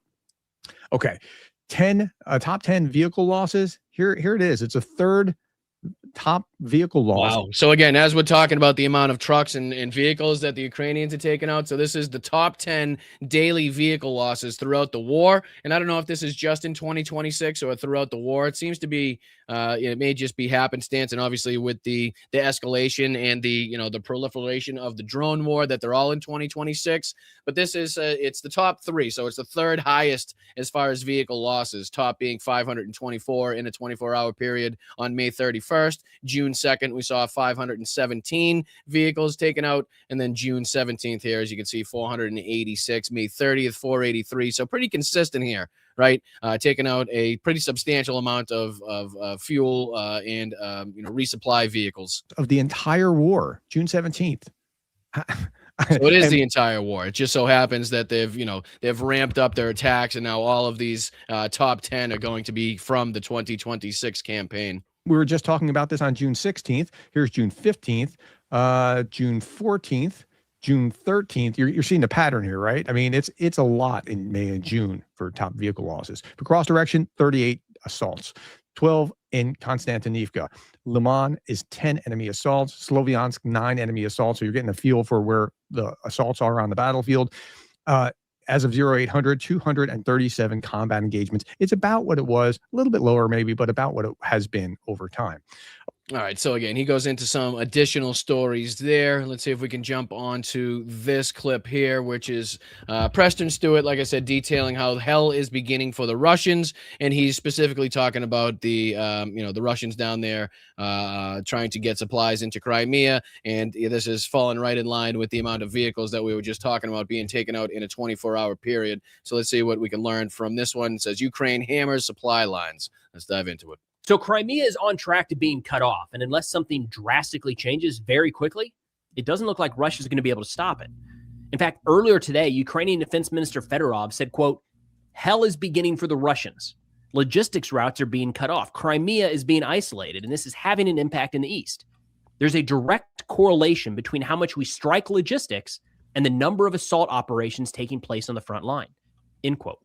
And it's not just the direct effect on the war effort, but Russia is starting to show signs of domestic fuel shortages as well. According to an article in Reuters earlier today. And domestic, so not occupied Ukraine, right? We're not talking Crimea. We're not talking Donbass. We're not talking anything like that. So we're talking territory of Russia, Russia's territory, them now starting to feel that pinch that, again, was only that we started to see in and around Crimea because of the effects and the attack scene there as well. They say that Russia, one of the world's largest oil exporters, is set to import fuel this month as Ukraine continues to burn their refineries across the country. This is creating a dilemma for the Russian government that no government ever wants to be in this situation, especially during a time of war, of having to decide who gets the resources, the military or civilians. There's no right answer, and Ukraine is forcing that decision upon the Kremlin more and more every single day. So it's turning to this interview with Defense Minister Fedorov. He said, quote, "Crimea is being isolated by drones, and in the near future, it looks as though Crimea will become an island.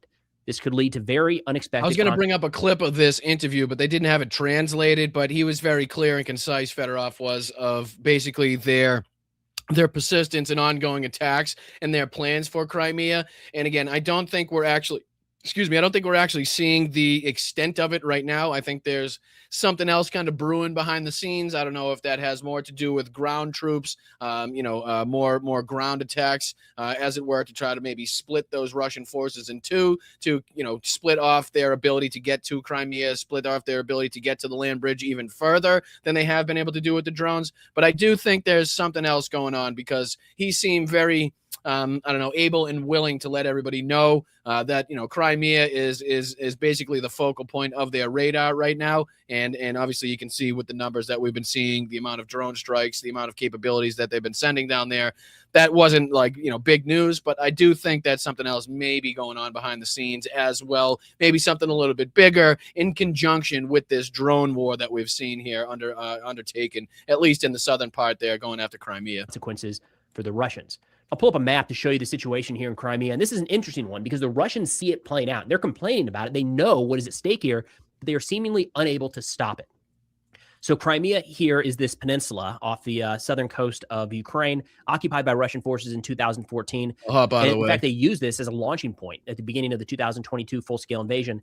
Very few access points into and out of Crimea. So 2 land bridges across the north, or roadways across the north, one moving in from the east. This is the Kerch Bridge. Thank you, Deep State Matt, for marking that bridge with a burning bridge icon. That hasn't come under fire, notable fire from Ukrainian forces in a while. I would expect it to get hit at some point very soon, like probably in the next few weeks. You also have sea routes through the Sea of Azov from Russian territory to the coast of Crimea, and then the air bridge that can bring stuff in. It can bring people out. But in terms of like bulk supplies, especially fuel, it's just not. So I think it's pretty easy for even people that, aren't up to speed or up to date or typically look at this type of stuff to see why the Russians are having so much difficulty keeping that resupplied, that area resupplied. I mean, if you look at, hopefully you can see my mouse on the map here. You can see this is that one corridor coming in, and then here's the other corridor coming in. Other than that, you don't have much. This in-between area, there's no real roads or passageways into Crimea. And then obviously, like I said, you can see just here where the Kerch Bridge is. That seems to be the only other path that they have in there, which is why we've, for a long time, suggested and suspected that the Ukrainians would be conducting an attack on that bridge. I don't know if it's kind of setting up some mitigatory air defenses because of the retaliation that they're likely to see or get from Russia if they do in fact take out that bridge or strike it in any way, shape, or form, or what it's about. But like Preston just said, it wouldn't be kind of out of the realm of possibility to see the Ukrainians start attacking that bridge again in the next coming week. So you can see here again the yellow being the roads. You can see the limited ways in which the Russians have to get resupply into Crimea, and which is exactly what the Ukrainians are trying to exploit right now. So just in case anybody hasn't been taking a look at this specific fight, this angle of the fight, or this portion of the fight, I should say, a little bit better, a little bit easier to see exactly what we're talking about through the map here. They're not even close. So turning back to Fedorov, he talked about how there is a window of opportunity right now for Ukrainian forces, and they are seeing a direct effect of strikes on Russian logistics, especially along this southern corridor here, moving the land bridge from Rostov-on-Don in Russia to Crimea. They are seeing a direct effect on those strikes leading to fewer Russian assaults at the front. And this is a very challenging thing to measure. It's in a lot of ways one of those where you don't really notice it until it's too late. And Russia no doubt is tracking all of this. But what is one fuel truck? What is one truck full of ammunition? What is one, train full of Russian reinforcements moving to an area of the front? One doesn't really matter. Doesn't change the dynamics of the war all that much. But some number does. Is it 5, 10, 20, 50 per day? At some what about point, 500 a those day? frontline forces do not have what they need to continue sustaining offensive operations. Maybe they start to run short on shells. And when I say short, it doesn't mean they go to zero. It doesn't mean troops in Donetsk or in Luhansk all of a sudden have no ammunition or have no water. That's something you could get to over a long period of time. But even a percentage reduction, 10, 15, 20% reduction in fuel. We've brought that up before on this show, which is, the difficulty in basically cutting off the entirety of resupply to a certain area. We've picked out Crimea geographically as being, kind of the place where they have the highest capability, the highest probability of being able to do that to a certain extent because of, again, the lack of routes that the Russians have to get in there. Obviously, the lack of access they have to the Black Sea is having a huge impact on that as well. But again, if you get down to certain levels where you don't know if in 2 or 3 weeks you're going to have anything, obviously that has effect on morale of the soldiers there. If you get down to a certain percentage point of not having enough ammunition or enough water, or enough fuel, enough food, obviously that's going to have a great impact on the effectiveness of the troops in the area. So even just cutting that off minimally, just percentage wise, if you cut it off 20, 30, 40%, that goes to have huge impacts down the lines on the troops that are experiencing those shortages, whatever they may be. Like I said, fuel, food, water, ammunition, anything like that. It's going to start having an impact if it hasn't already. Might mean no armored vehicles on this next assault. It might mean troops get dropped off 25 kilometers from the front instead of 5. Very real, direct impact being had every single day due to these mid and long range strikes. In fact, according to Fedorov, he said during the first 4 months of 2026, the Defense Ministry has contracted for 300% more mid-range strike drones than during all of 2025.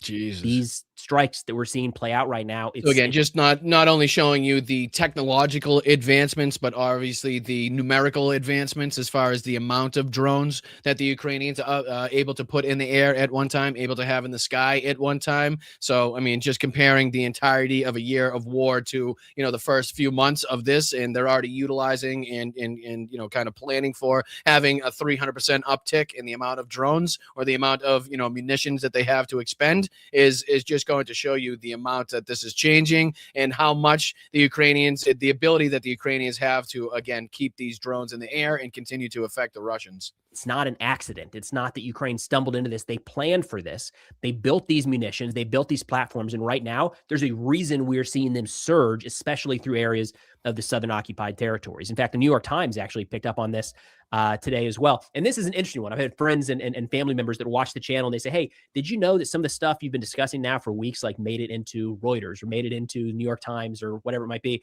Interesting. Isn't it that kind of this independent journalism, social media, YouTube, like we're tracking this stuff so closely day in and day out that the traditional outlets, they get there.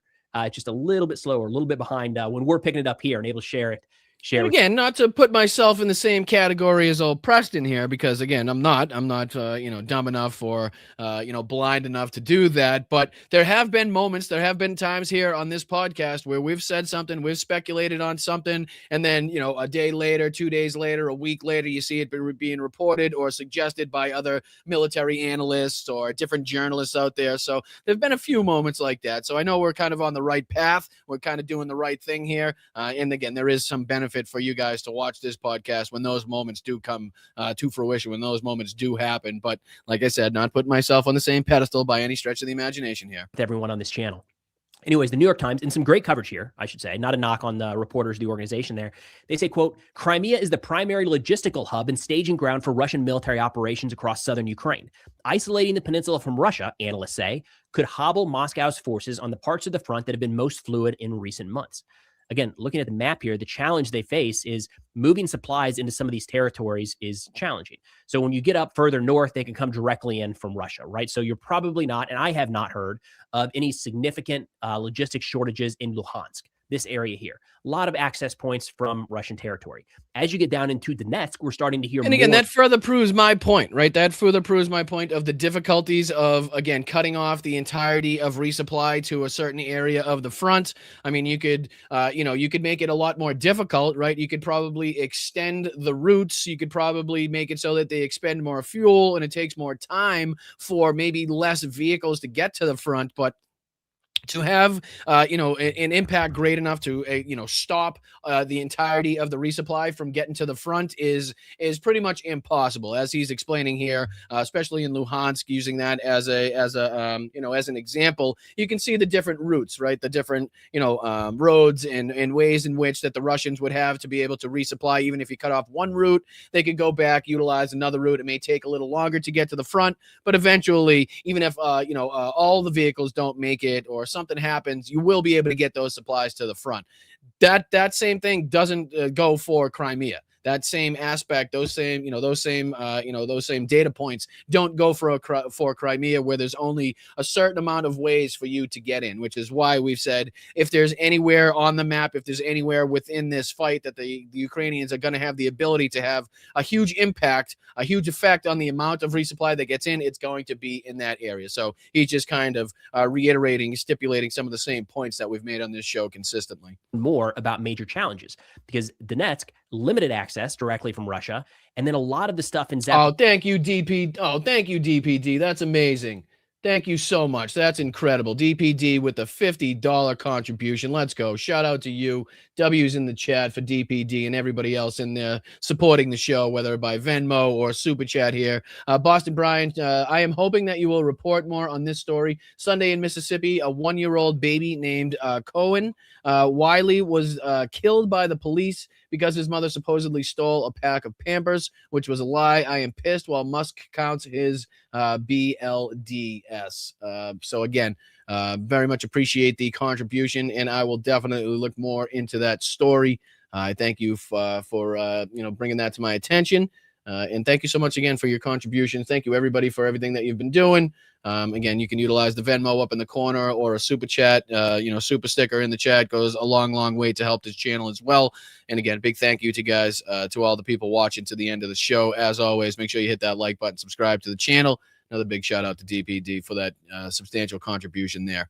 Zaporizhzhia and Kherson is trying to come through Crimea, and that's just not viable anymore. Again, a percentage reduction, Robert Brovdy, the commander of the Unmanned Systems Forces, a few weeks ago talked about something like, if I'm not mistaken, like a 70% reduction in logistics movements throughout this land bridge in the south. I think it was 71%, 71 to 72%. He reported as far as the minimizing of traffic on that Mariupol to Melitopol land bridge going into Crimea, which is incredibly substantial, right? I mean, let's just a 70% reduction in anything that you're talking about is obviously going to have a big impact on whatever it is that you're describing.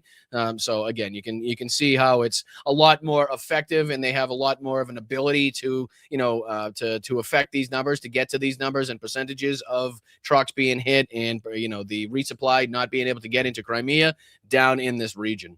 That's like collapse level numbers for what it's worth. Even 10 to 20% would be a major deal. 70 is probably like the shock to things are all of a sudden blowing up on a road that they were not blowing up on last week. But it's becoming harder and harder for Russia to maintain the historical level of supply to their troops, especially in this region. The New York Times says, quote, daily life on the peninsula, which is roughly the size of Massachusetts, has turned into a quest for hunting for gas or cheap sugar, a resident of northern Crimea told the New York Times. They say while there is no evidence of food shortages, some Crimeans appear to have snapped up goods in panic buying, with shelves stripped of sugar, rice, and pasta at some supermarkets. Again, we were talking about on the last show the QR codes and the coupons that they're fighting over now, and that they kind of have to go on these little Easter egg hunts on different social media sites. I guess the QR codes are being released by the mayor of these regions, and they don't know when they're going to be released. They're not sure what time. So people are just kind of like constantly hunting on social media for these coupons, the QR codes, which will allow them to go and get some petrol, allow them to go and get some gas. And if you don't have that, you don't get that. You don't get the gas, right? So clearly you can see the daily life disruption being felt here by the Russians, that thought they could, just live on Crimea peacefully while this war was enacted in the occupied territories of Ukraine. But now they're feeling the pinch again, which we continue to say is leaking into more of Russian territory as well, which is, again, another huge story. People on Russian soil feeling the pinch, feeling the pain from the war that they enacted is a pretty substantial change, and definitely something that we're looking forwards to, is the Moscovites and the Russians having this war come to their front doorstep, so they can feel the pain as well. For the first time since Russia's full-scale invasion of Ukraine, the summer holiday season in Crimea is in doubt. Nearly 80% of bookings in the last week of May and the first week of June were canceled, according to data from a Russian travel booking software company. In fact, just last night, we got a notification from the head of Crimea, Askanov, who put out a note saying that until further notice, between 8 p.m. and 6 a.m., there was a restriction on all motor vehicles. So motorcycles, cars, mopeds, pit bikes, quad bikes, scooters, any motor vehicles at all, civilian, shut down. Do not go on the roads in Crimea. I told you. So we saw one report that it was because, and this was, I believe, in Russia and in around Moscow, where you couldn't use motorcycles, quad bikes, and that because it was, it was sounding like drones and people getting scared. They were mistaking the sound of the quad bikes for, the sound of an overhead drone. Well, same thing here. They're now saying the same thing, but it's because of fuel shortages, right? They don't want you out there on your motorcycles, quad bikes, scooters, anything like that, because of the cars and the vehicles that need the fuel. I guess you're not as high on the list if you only have a motorcycle or a scooter. But let's see if there was anything else that we missed as far as stories we were going over early. If not, we'll see if we can get you guys out of here today. I know it's been a long day, a lot of news, a lot of stuff's been talked about. We've gone over earlier on the show. If you're just joining us, if you missed the earlier portion of the show, we were just going over the release text of the MOU, the Memorandum of Understanding. And again, some of the talking points, some of the responses by the Iranian side, which again doesn't show a side that thinks that they lost. I'll repeat this one. What was the first one that we played, where he says he brought the world's greatest militaries to their knees? Here it is right here. The steadfastness of the Iranian people brought the world's most powerful armies to their knees. So again, leaving you with this on what the Iranians feel they're coming away with as far as the better side of this deal, the bigger stick as far as this deal is concerned. And then obviously the right-wing reaction, the left-wing reaction as well. Everybody pretty much saying the same thing. Oh, yeah, let me show this real quick. Here was another one that I wanted to show. There was this one, kind of a compilation of the different things that Trump has said on different dates. On March 9th, he said, we're totally independent of the Middle East. We don't need their oil. April 1st, he says, it doesn't really affect us. We have so much oil. We have tremendous oil and gas, much more than we needed. And then today, June 17th, he finally admitted what we all knew, right? What we all been talking about is how close we were to having our oil actually run out as far as the reserves and being in a real fucking pickle. Listen to this one, because here, seemingly Donald Trump finally admitting just how close we were to the edge of that, and maybe another reason why he's buying his way out of this problem. Because again, if we run out of our strategic oil reserve, just going into midterms, probably not going to be a good look for the conservatives, not going to be a good look for the Republicans, and maybe they got through to Donald Trump on that. But this is just a real quick clip of the way in which he's changed his stance throughout the time of this war. It doesn't really affect us. We have so much oil. We have tremendous oil and gas, much more than we need. We're now totally independent of the Middle East, and yet we are there to help. We don't have to be there. We don't need their oil. We don't need anything they have. I'm going to get bad press. I know that. Now, if I did the opposite, if I went out and continued to bomb them for another 4, just bomb the hell out of them, I'd get bad press on that. No, there's nothing I can do. But what this does is it allows the ships to go. If we keep bombing, those ships won't be going. And you're talking about $500, $600, $700 million a day. It's a lot of money, a lot of money. That's why the world is okay. It's liquid, it's fine. Also, we run out of reserves in about 4 weeks. You know, there are reserves all over the world, and we would really run out. And there'll be a time when you wouldn't be able to get it. And you want to see bedlam? So for all those so-called geniuses that want to show me how smart they are, he's literally talking about how closely we were to bedlam because of his decisions. Right now, he's trying to pat himself on the back for somehow, getting us onto the brink, but somehow getting on this deal and avoiding that catastrophe that we're on the brink of. Like, it's crazy, this whole thing of him trying to portray this as a victory. There was also this as well being reported, that the Trump administration is so scared. I think there was another one. Let me see. There was another reporting on that, where the Trump administration is so worried about the algae. Now, yeah, here's one where it says, Midas Touch obtained an internal email revealing the Trump administration has elevated the Lincoln Memorial reflecting pool algae crisis to a, quote, regional and national security priority, desperately seeking federal workers for 12-hour scrubbing shifts just weeks after $14 million renovation that Trump promised would make it, quote, gorgeous, right? So they're now asking people for 12-hour scrubbing shifts after they were pouring, what was it, hydrogen peroxide by the fucking gallons into the reflecting pool the other day. So obviously another complete and total failure. Was there anything else that we needed to go over? Let me see if there's anything else being reported here. There was a few of these that we went over as well. But again, I won't subject you. We already went over what Ben Shapiro was crying his eyes out about this deal. Here's everybody else crying about the deal. What's this one? Trump. Nope. LOL. What's this? Oh, it's just a refreshed. So I think that was it. I think we touched all the bases. I think we covered all the spots here of the sentiment from both sides of people having their problems with this. Obviously, the 180s that Donald Trump has done now, saying that, it's probably good for Iran to have ballistic missiles, where, Marco Rubio was saying just, what was it, March 2nd, we said that it was one of the main points to eliminate their missile capabilities so that they didn't have the shield, as Marco Rubio called it, to build their nuclear stockpile, or whatever they were doing nefariously behind the scenes. There was a couple other. I wanted to show this as well. Let me see. Was this the one? Yeah. Because there was the bruising and obviously his swollen hands, but there was another one where you could see his hands. Let me see if I can type this in real quick. I'll just go back.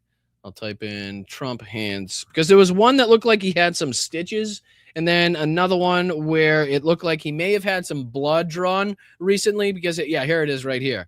Here it is right here. So those kind of that looks like stitches to me, right? Like covered up with makeup, if I'm not mistaken. Like what the fuck is going on with that? Or is he just falling apart to a point where his skin's just like disintegrating now, right? And then you can see this like red mark on his thumb. I don't know what that's all about. I don't know if that's, a mark you'd get if you were getting blood drawn, or if he scraped his thumb on his asshole or something. I'm not sure, but a lot of people pointing out his hugely swollen hands and what looks like stitches, right?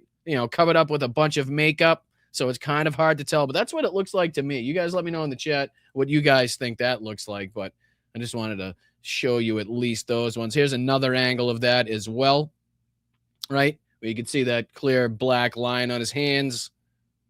Obviously, he looks like utter shit. It looks like he's fucking in the casket already for a couple weeks.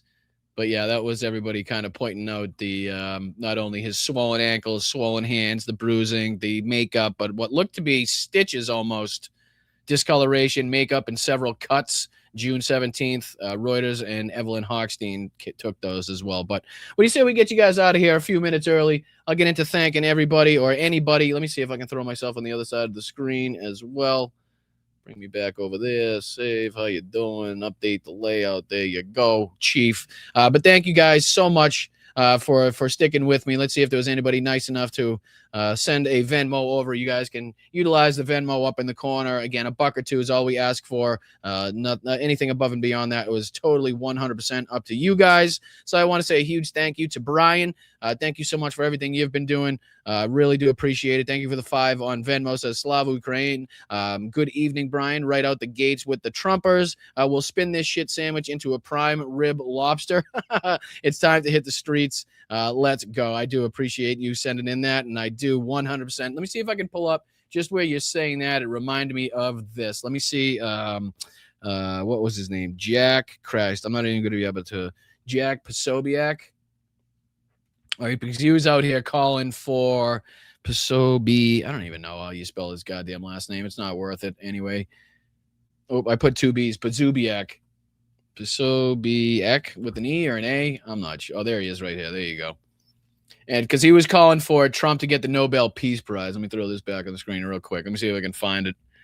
Jack Posobiec. Let's go to his page real quick. And you'll get a kick out of this. Like, you know, because we're talking about the propagandists trying to paint this as a victory now. Let's see here. They're dancing because of the mood. Yep, that's what they're representing. They think it's the best deal ever. Let's see here. This is Donald Trump Jr. The only problem with this quote, and he's calling out Ted Cruz, who was calling out this deal, it says that he's lying through his teeth. We're not giving them a cent, says Donald Trump Jr. And then there's already context. There's already a reader's note put onto this. The Trump administration states the Iran deal provides no direct U.S. funds, not a cent. However, it includes sanctions relief, access to frozen Iranian assets, oil sales, and a $300 billion investment fund from other nations. Ted Cruz has expressed deep concern over these. So, and then he tries to say Iran is weaker, has way less missile capacity, has way fewer drones. They aren't getting nukes. The HEU is going away. The strait is open. Regional stability is enshrined across the Middle East. If they back away, Trump holds military options on the table. So much better than Obama. See, this is how they're trying to paint this, and ain't nobody buying it, brother. Ain't nobody buying it. I just want to see if I can find the one where he calls for the for Trump to get the fucking Nobel Peace Prize. It's amazing how much these guys tweet and retweet. Jesus Christ. Let's see here. Massive. This has been a massive week for President Trump. You can tell this because of all the people who are upset about it. But yeah, in one of these dumb tweets that he has, he calls for Donald Trump to again. The war machine in D.C. is pushing for an all-out blitz on Iran. President Trump is exhibiting incredible statesmanship. Trump is not Hillary Clinton or Barack Obama. He knows how to win. Art of the peace deal. Oh, here it is right here. Here it is right here where he calls for the peace prize. Boom. President Trump has officially brokered another peace deal. What are we doing? He started the war, dickhead. He started this war, you fucking idiot. We stopped a problem that wasn't a problem before we started this war. He also says this ends the conflict of Iran, Israel, and the Middle East. Well, you might want to tell Israel that because apparently Ben Gvir and Benjamin Netanyahu aren't too sure about that yet. And then he goes on to say, at what point does he get the Nobel Peace Prize? And then I like here, somebody said, boom, you're an absolute dickhead. Unbelievable. But again, you guys in your comments here, Bri reminded me of all the propagandists and idiots trying to paint this as a picture, or as we say, you know, trying to paint this turd as a gold nugget, right? But I appreciate you guys and your cooperation, your contributions here. Thank you, Allison, for your $7 contribution on Venmo as well. Very much appreciate you watching and contributing. And then a huge thank you to Nance. Very much appreciate you, as always, not only for your contributions and everything you've done for this channel, but also sticking around to the end and making sure that you are listening to and up to speed on what's taking place with Ukraine. I really do appreciate it. So thank you so much. He says, hey, Bri, look, I found a couple quarters in the couch.